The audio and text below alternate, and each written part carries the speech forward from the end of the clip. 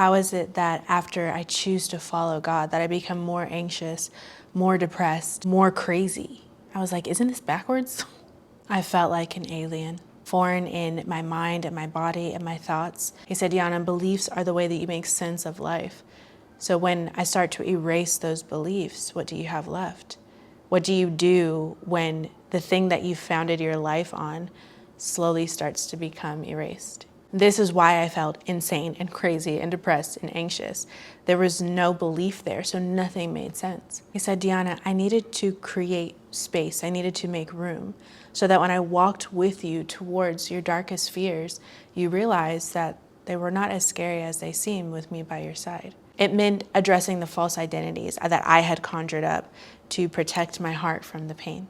He said it meant relieving you of attachments that you formed through childhood trauma. I'm wiping the slate clean. And it will feel painful, but the only reason that it feels painful is because you are slowly detaching to beliefs that you once possessed as your identity. When you are no longer attached to those beliefs, it feels like your identity is fading, but what's truly happening is I'm creating space. Together, we're making room for me to show you the truth. He said, it's okay to not feel attached to something. It's okay to not experience that sense of belonging that you're used to. It doesn't mean that you don't belong. It just means that you don't belong to that pain anymore. What you're experiencing is freedom to form a new belief, to adopt a new identity, to set course to a new outcome. When you feel like you're starting to sink, or you can't express what you feel to the people that are also tied to the bondage that you were once tied to, do not fear and don't worry.